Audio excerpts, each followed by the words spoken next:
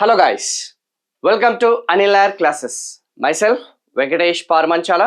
ఈ రోజు bit of the day macro economics స్థూల ఆర్థిక వ్యవస్థ ఆర్ స్థూల ఆర్థిక అంశాలు deals with which of the following studies కింది వాటిలో ఏ అధ్యయనాన్ని చేస్తుందని చెప్పేసి అడిగాడు. Reasons behind the unemployment of resources అంటే ఆ యొక్క నిరుద్యోగానికి కారణాలు number 1. Option 2 statement 2 determination of total output మన యొక్క ఆర్థిక వ్యవస్థలో మొత్తం ఉత్పత్తి అనేది ఎంత అని చెప్పేసి. So please try to answer this question. ఈ యొక్క క్వశ్చన్ వచ్చేసి macro economics and micro economics ఆ యొక్క స్థూల ఆర్థిక అంశాలు అట్ ద సేమ్ టైం సూక్ష్మ ఆర్థిక అంశాల్లో చాలా క్లియర్గా ఇందులో మెన్షన్ చేయడం జరిగింది. So only 1, only 2, neither 1 or 2, both 1 and 2. So the right answer వచ్చేసి both 1 and 2 is the right answer. So మనకి మైక్రో ఎకనామిక్స్ అనేది దేంతో డీల్ చేస్తున్నామో ఇండివిజువల్ పర్స్పెక్టివ్గా ఉంటుంది, వ్యక్తిగత అంశాలకి సంబంధించింది.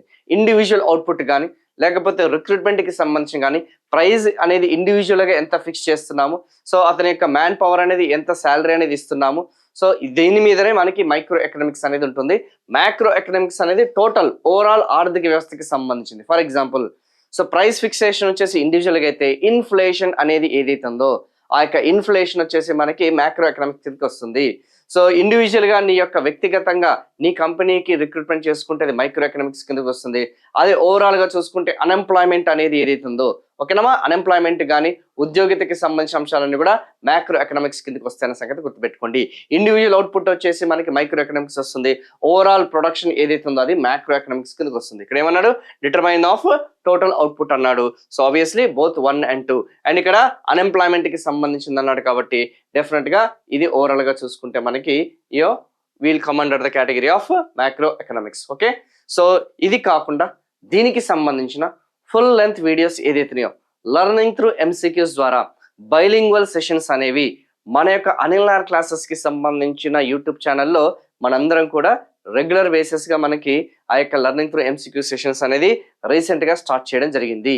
సో ఇది కాకుండా మన అనిల్ఆర్ క్లాసెస్కి సంబంధించిన యాప్లో మీకు ఫుల్ లెంత్కి సంబంధించిన కోర్సెస్ అన్ని కూడా అవైలబుల్గా ఉన్నాయి. అటు ఏపీపీఎస్సీ టీఎస్పీఎస్సీ ప్రిపేర్ అవుతున్న వాళ్ళకి, తెలుగు మీడియం అయినా సరే, ఇంగ్లీష్ మీడియం అయినా సరే, సెంట్రల్ గవర్నమెంట్ ఎగ్జామినేషన్స్ అయినా సరే, స్టేట్ గవర్నమెంట్ ఎగ్జామినేషన్స్ అయినా సరే, మనకి ఆల్ ఇన్ వన్ కాంపిటేటివ్ ఎగ్జామినేషన్కి సంబంధించిన కోర్స్ అనేది క్రియేట్ చేయడం జరిగింది.